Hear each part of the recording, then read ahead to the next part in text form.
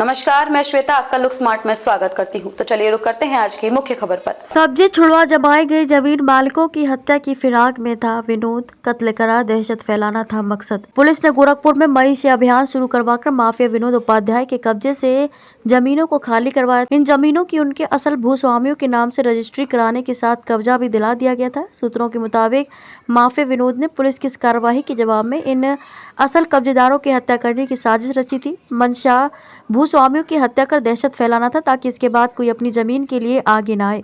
STF के सूत्र बताते हैं कि इसी सूचना के बाद टीम ने विनोद की गिरफ्तारी की योजना बनानी शुरू कर दी थी। 5 महीने तक गिरफ्तारी की फिराक में लगी एसटीएफ की टीम को 5 जनवरी को सफलता मिल गई। मुठभेड़ में विनोद मारा गया। विनोद ने अपने रसूख और अपराध के दम पर शहर में गरीब, सरकारी और सरकारी सेवाओं में कार्यरत लोगों की काफी जमीनों पर अवैध कब्जा कर लिया था। डर की वजह से सामने आकर कोई विरोध नहीं कर पाता था। एसएसपी डॉक्टर गौरव ग्रोवर ने यहां आने के बाद माफिया पर नकेल कसने की योजना बनाई। शासन की मंशा के अनुसार गरीबों और जरूरतमंदों की जमीनों पर से अवैध कब्जे हटाने शुरू किए और विरोध की तलाश शुरू कर दी। इस बीच विनोद ने गोरखपुर छोड़ दिया। सूत्र बताते हैं कि राजस्थान और छत्तीसगढ़ में विनोद ने अपने ठिकाने बना लिए थे। एसटीएफ के सूत्र ने बताया कि विनोद पुलिस की इस कार्रवाई से बेहद परेशान हो गया था। उसे लगता था कि जेल चला जाता तो अपने अपराध और वर्चस्व के दम पर कब्जा की गई करोड़ों रुपयों की जमीन धीमे धीमे कब्जा मुक्त हो जाती।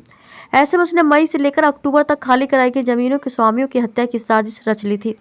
इसकी सूचना एसटीएफ को लग गई थी। इसी के बाद एसटीएफ की टीम ने विनोद की हर हाल में गिरफ्तारी की योजना तैयार की। उसके ही राजदार को विश्वास में लेकर विनोद की गिरफ्तारी की योजना पर काम किया।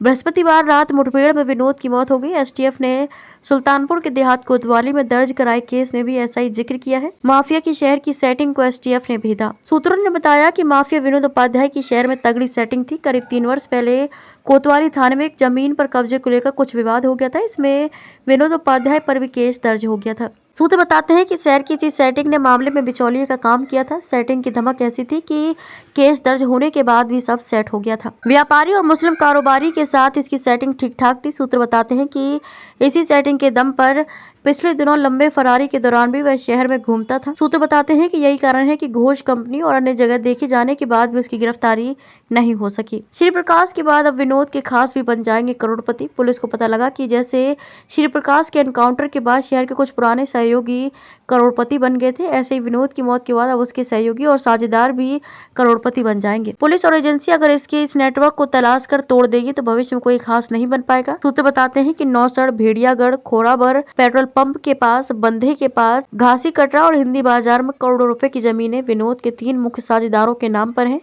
इनसे भी अगर वसूली हो जाए तो कई लाचारों को उनकी खोई जमीन मिल सकती है। राजस्थान, नेपाल और छत्तीसगढ़ था खास ठिकाना। सूत्र बताते हैं कि विनोद उपाध्याय का छत्तीसगढ़ और राजस्थान में कई ठिकाने थे। राजस्थान के उदयपुर में तो विनोद ने बकायदा पहाड़ों के बीच फार्म हाउस तक बनवाया था। उत्तर प्रदेश में दबाव पड़ते ही राजस्थान और छत्तीसगढ़ की तरफ निकल जाता था क्योंकि वहां की सरकार में उसकी पूरी सेटिंग थी, लेकिन सरकार बदलते ही सेटिंग का सिस्टम बिगड़ गया। सूत्र बताते हैं कि अभी कुछ दिन पहले ही छत्तीसगढ़ से यूपी में प्रवेश भी किया था, लेकिन इस बार एसटीएफ के हत्थे चढ़ गया। खबरों में अब तक के लिए बस इतना ही। फिर होगी आपसे मुलाकात ऐसी किसी बड़ी खबर के साथ। तब तक के लिए नमस्कार और देखते रहिए लुक स्मार्ट।